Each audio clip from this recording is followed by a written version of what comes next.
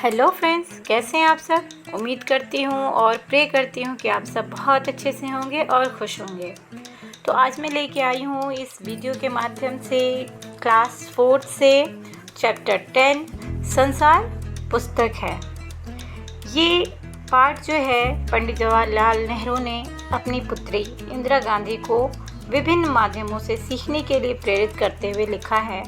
ये पत्र पंडित जवाहरलाल नेहरू ने तब लिखा था जब 10 वर्ष के आयु में इंदिरा गांधी मसूरी में थीं और पंडित जवाहरलाल नेहरू इलाहाबाद में थे। इस पत्र में संसार को ही पुस्तक माना गया है। हर वस्तु से हम कुछ न कुछ सीख सकते हैं। सीखने के लिए किताब ही की आवश्यकता नहीं, बल्कि इस पूरे संसार के विभिन्न चीज़ों से हम कुछ न कुछ सीख सकते हैं। जैसे पेड़ पौधे, जंगल, पर्वत, पहाड़, नदियाँ, समुद्र, चांद, तारे, सूरज, ये सारी चीज़ें हमें कुछ न कुछ सिखा सकती हैं। तो चलिए इस पाठ को स्टार्ट करते हैं और देखते हैं कि इस संसार को कैसे हम पुस्तक मान के उससे हम कुछ सीख सकते हैं। प्रिय इंदु, जब तुम मेरे साथ रहती हो तो अक्सर मुझसे बहुत सी बातें पूछा करती हो और मैं उनका जवाब देने की कोशिश करता हूँ, लेकिन अब जब तुम मसूरी में हो और मैं इलाहाबाद में, हम दोनों उस तरह बातचीत नहीं कर सकते। इसलिए मैंने इरादा किया है कि कभी कभी तुम्हें इस दुनिया की और उन छोटे बड़े देशों की जो इस दुनिया में हैं छोटी छोटी कथाएं लिखा करूं। तुमने हिंदुस्तान और इंग्लैंड का कुछ हाल इतिहास में पढ़ा है, लेकिन इंग्लैंड केवल एक छोटा सा टापू है और हिंदुस्तान जो एक बहुत बड़ा देश है फिर भी दुनिया का एक छोटा सा हिस्सा है।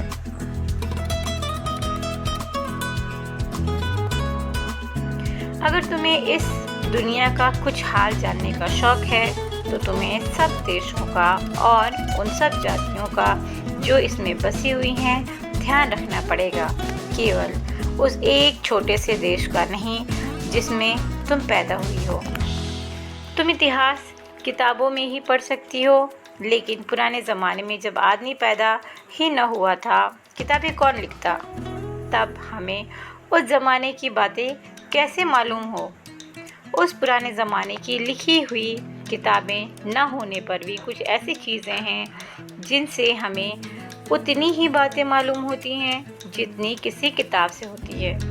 ये पहाड़, समुद्र, सितारे, नदियाँ, जंगल, जानवरों की पुरानी हड्डियों और इसी तरह की और भी कितनी ही चीज़ें हैं जिनसे हमें दुनिया का पुराना हाल मालूम हो सकता है।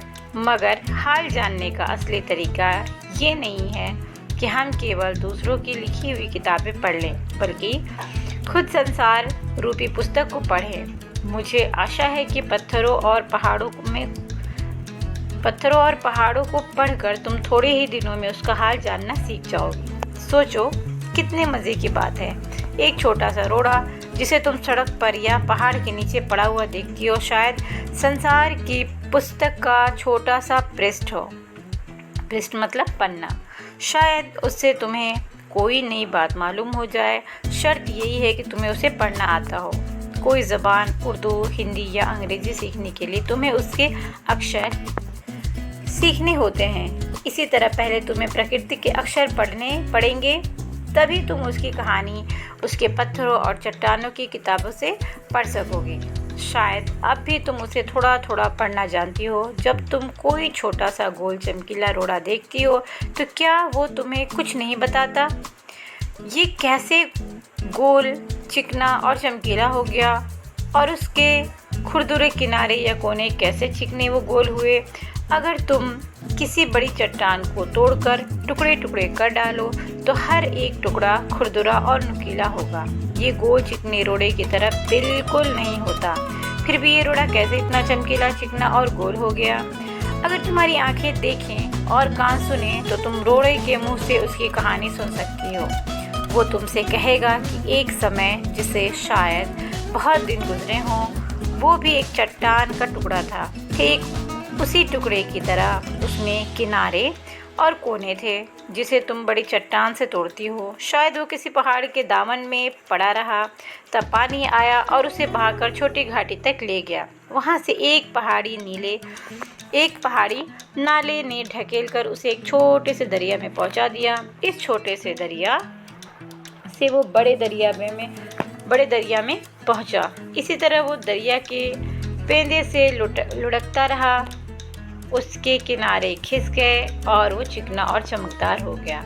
इस तरह वो कंकड़ बना जो तुम्हारे सामने है। किसी वजह से दरिया उसे छोड़ गया और तुम इसे पा गई। अगर दरिया उसे और आगे ले जाता तो वो छोटा होते होते अंत में बालू का एक जर्रा हो जाता। वो समुद्र के किनारे अपने भाइयों से जा मिलता, जहाँ एक सुंदर बालू का किनारा बन जाता, जिस पर छोटे छोटे बच्चे खेलते हैं और बालू के घरौंदे बनाते हैं।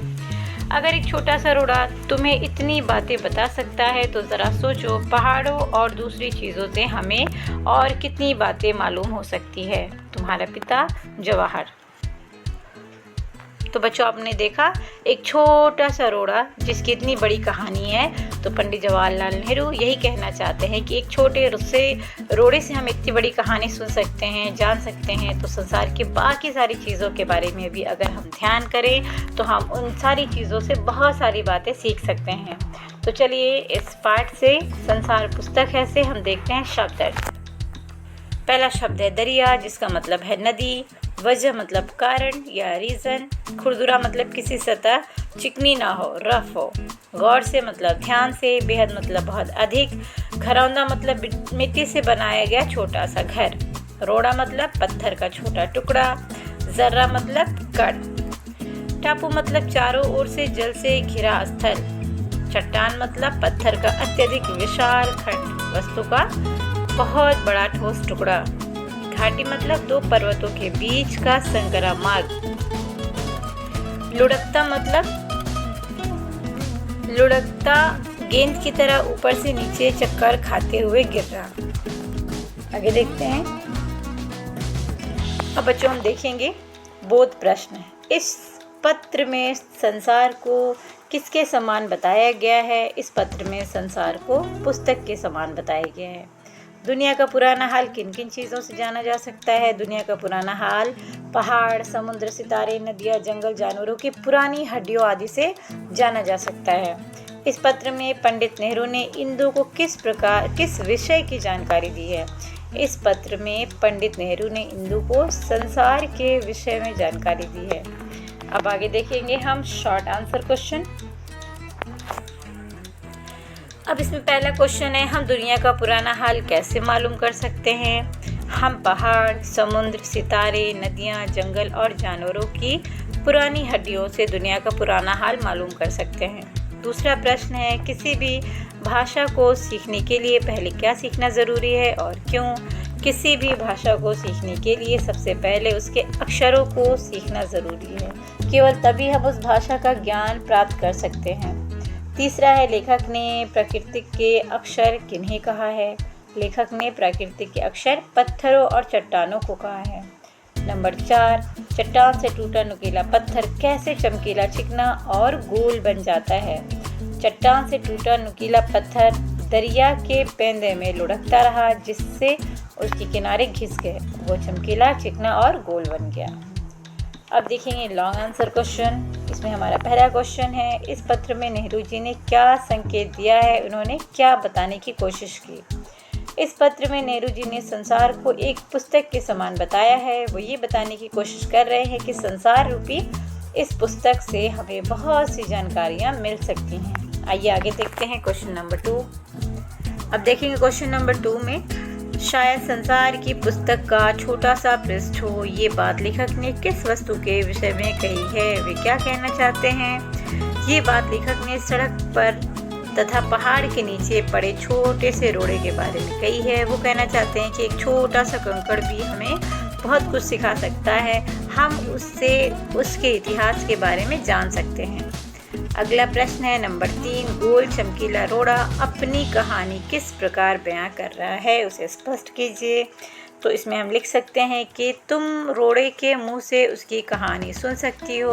वो तुमसे कहेगा कि एक समय जिसे शायद बहुत दिन गुजरे हों, वो भी एक चट्टान का टुकड़ा था। ठीक उसी टुकड़े की तरह उसमें किनारे और कोने थे जिसे तुम बड़ी चट्टान से तोड़ती हो। शायद वो किसी पहाड़ के दामन में पड़ा रहा, तब पानी आया और उसे बहाकर छोटी घाटी तक ले गया। वहाँ से एक पहाड़ी नाले से ढकेलकर उसे एक छोटे से दरिया में पहुंचा दिया। इस छोटे से दरिया से वो बड़े दरिया में पहुंचा। इसी बीच वो दरिया के पेंदे में लुढ़कता रहा, उसके किनारे खिंच गए, वो चिकना और चमकदार हो गया। इस तरह वो कंकड़ बना जो तुम्हारे सामने है। अब देखेंगे नंबर 4, संसार पुस्तक है। पत्र में पंडित जवाहरलाल नेहरू ने क्या इरादा किया? तो इसका उत्तर लिख सकते हैं। संसार पुस्तक है। पत्र से नेहरू जी ने अपने पुत्री को दुनिया और उसमें बसे छोटे बड़े देशों के विषय में जानकारी देने का इरादा किया है। प्राकृतिक रूपी पुस्तक को पढ़ने के लिए हमें क्या तैयारी करनी होगी? तो इसका हम उत्तर लिख सकते हैं कि जिस प्रकार कोई भाषा सीखने के लिए हमें उसके अक्षर सीखने होते हैं, उसी प्रकार पहले हमें प्रकृति के पत्थर और चट्टान रूपी अक्षर सीखने होंगे, तभी हम प्रकृति रूपी पुस्तक को पढ़ सकेंगे। अब देखेंगे हम अर्थ ग्रहण संबंधी प्रश्न, जिसमें पाठांश पढ़ेंगे। अगर तुम्हारी आंखें डैश डैश मालूम हो सकती हैं। तो इसमें पहला क्वेश्चन है, किसके मुंह से हम उनकी कहानी सुन सकते हैं? 4 ऑप्शन में सही ऑप्शन है रोड़े के। चिकने से रोड़े को किसने दरिया तक पहुंचाया? तो इसका राइट आंसर होगा सेकंड वाला, पहाड़ी नाले ने। उसके बाद है पाठ के इस अंश में संदेश दिया गया है। क्या संदेश दिया गया है? कि प्रकृति से हम कितना कुछ सीख सकते हैं। अगला है रोड़े से उसकी कहानी कैसे सुनी और समझी जा सकती है? तो इसका राइट आंसर होगा दोनों। जैसे सेकंड वाला है अपनी आंखों, कानों और दिमाग का प्रयोग करके, और थर्ड है रोड़े के बालू बनने की विकास यात्रा को देखकर। तो दोनों ऑप्शन सही है, तो इसमें फोर्थ वाला लगाएंगे। आगे बढ़ते हैं। अब इसमें देखेंगे ग्रामर का पोर्शन। भाववाचक संज्ञा के सही विकल्प पर निशान लगाइए। तुम्हें इस दुनिया को जानने का शौक है, तो इसमें आपको बताना है कि भाववाचक संज्ञा कौन सा है। तो शौक जो है वो भाववाचक संज्ञा है। अगला है उगते सूरज की लालिमा देखने योग्य होती है, तो इसमें भाववाचक संज्ञा है लालिमा। सैनिकों ने देश पर अपना सर्वस्व लुटा दिया, तो इसमें अपना जो है वो भाववाचक संज्ञा है। अगला देखेंगे, बचपन में गांधी जी बड़े शर्मीले बालक थे, तो इसमें होगा बचपन।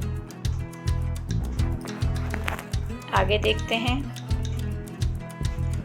नीचे दिए गए अनुच्छेद में कुछ बड़े वाक्यांश हैं जिनको एक शब्द में लिखा जा सकता है। वाक्यांशों को रेखांकित कर एक शब्द लिखिए।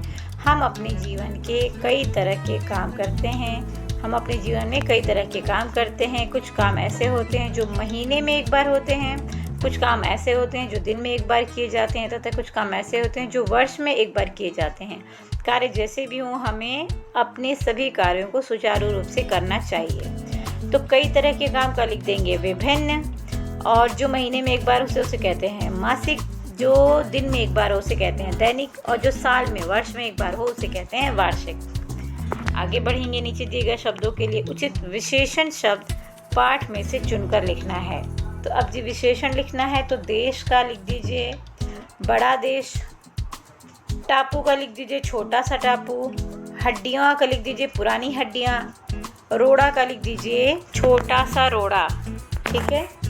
और है चट्टान का लिखिए बड़ी चट्टान, और किनारे का लिख दीजिए खुरदुरे किनारे।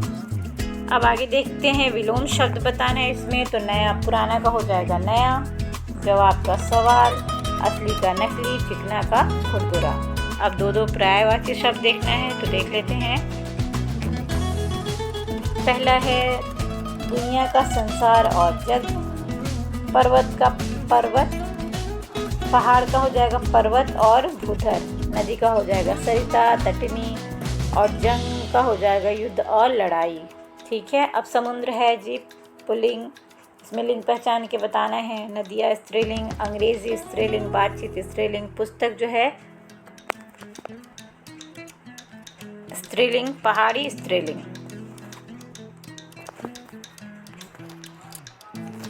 तो बस ये रहा हमारा संसार पुस्तक है पाठ, जिससे हमने देखा कि संसार के हर एक छोटी बड़ी चीज़ों से हम कुछ सीख सकते हैं।